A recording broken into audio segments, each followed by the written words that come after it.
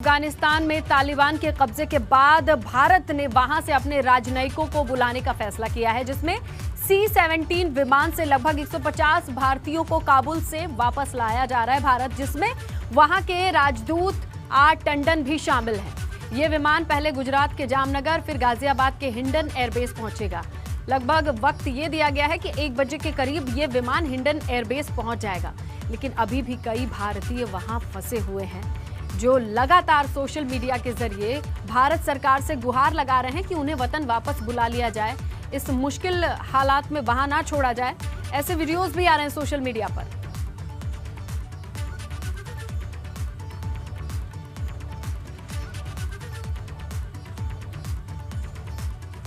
तो काबुल में एक ऐसे ही शख्स हैं जिनका नाम प्रकाश तमांग है, वो भी फंसे हुए हैं।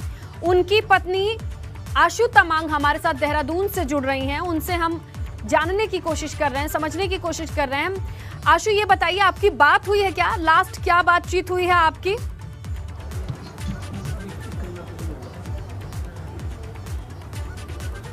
आशु, आप तक आवाज पहुंच रही है?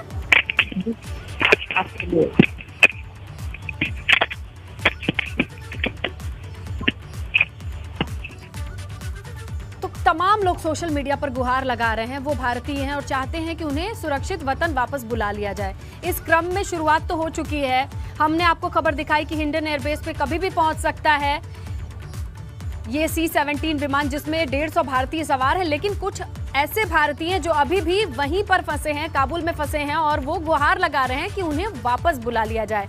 ऐसे ही एक शख्स का नाम है प्रकाश तमांग।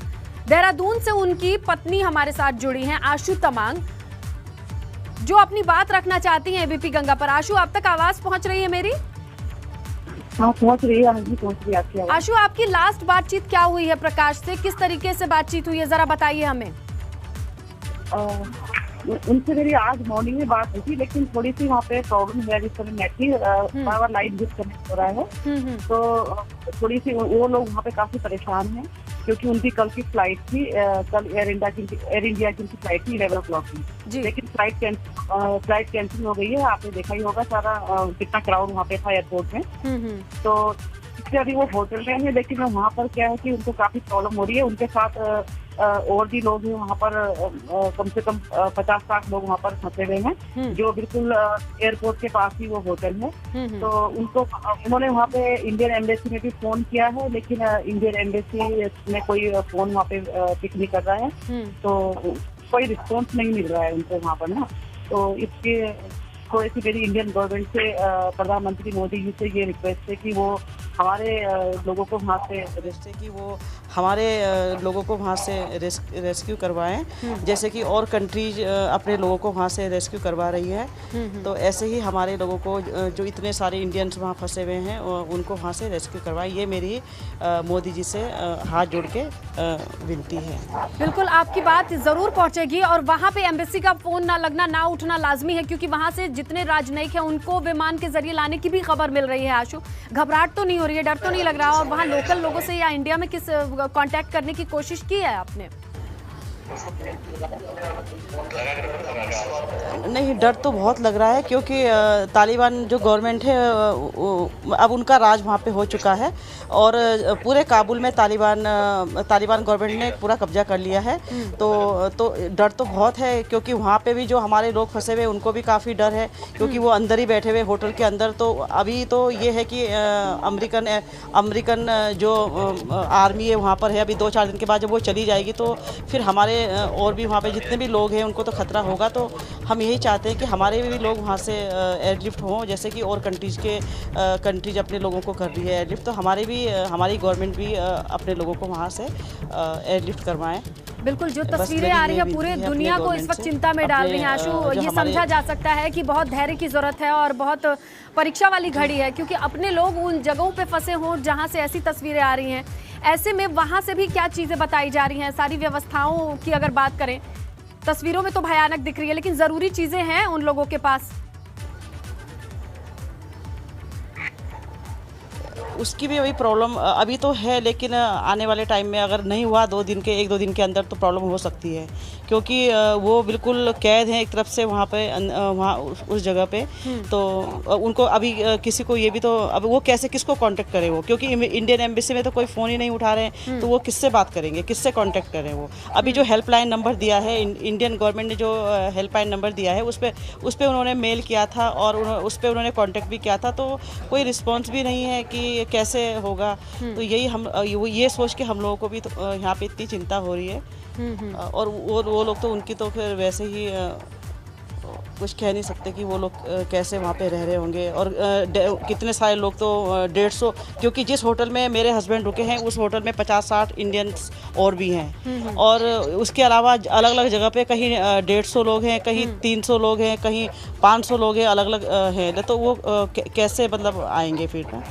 बिल्कुल, तो वो 50 लोग साथ में हैं और सबके जहन में बहुत सारा डर है इस वक्त, और बातचीत हो नहीं पा रही, उस हेल्पलाइन से कोई रिस्पांस नहीं मिल रहा है। हाँ जी, ये बड़ा वाकया है और ये एक नहीं मिल रहा है, क्योंकि उन्होंने कॉल तो। हाँ बताइए, आप बताइए आशु जी, आप बताइए अपनी बात रखिए। तो ये मेरी बात हुई थी आज मॉर्निंग में, तो जो हाँ जी, जो मॉर्निंग में जो मेरी बात हुई थी, यही बात हुई थी। तो वो कह रहे हैं कि हमें कोई भी रिस्पांस नहीं मिल पा रहा है कहीं से, कि हम यहाँ से वो उस होटल से वो एयरपोर्ट तक कैसे आएँ, क्योंकि वहाँ तो पूरे तालिबानी गवर्नमेंट पूरा आ चुका है ना वहाँ पर। तो बस मैं ये चाहती हूँ, हिम्मत रखिए, धैर्य रखिए, भरोसा रखिए, क्योंकि देखिए हमारे साथ चंदौली से एक परिवार जुड़ रहा है, एक जिनका पूरा परिवार वहाँ फंसा हुआ है। चलिए हम रुक करते हैं चंदौली का। अभी आपने देखा कि आशु तमांग हैं, इनके पति प्रकाश तमांग वहाँ एक होटल में है, जानकारी दी काबुल में किस तरीके से मदद के इंतजार में है। ऐसे ही चलते हैं चंदौली, एक परिवार है जो वहाँ फंसा हुआ है। जी, जुड़ने की कोशिश करते हैं। जी बताइए, अपना नाम बताइए, परिचय बताइए, कौन कौन फंसा हुआ है जरा बताइए।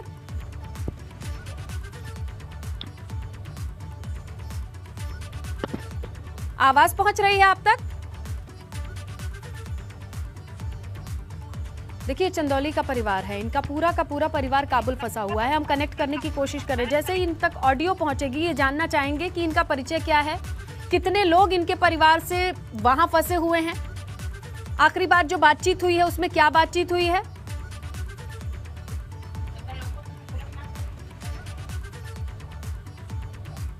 ऑडियो हम चलिए इस टेक्निकल प्रॉब्लम को कोशिश करते हैं कि जल्दी से ठीक करें, लेकिन समझिए इस मुश्किल घड़ी में पूरा का पूरा परिवार फंसा है। तो जो यहाँ पर लोग मौजूद हैं वो तरह तरह से लगातार तस्वीरें देख रहे हैं, हालात देख रहे हैं, और वो चीज़ें डराती हैं, घबराहट होती है, बेचैनी होती है। ऐसे में ये लोग गुहार लगा रहे हैं। वहाँ एम्बेसी की हालत क्या है और किस तरीके से जो हेल्पलाइन दी गई है वो काम कर रही है कि नहीं, इसकी जानकारी तो आशु तमांग ने दी है।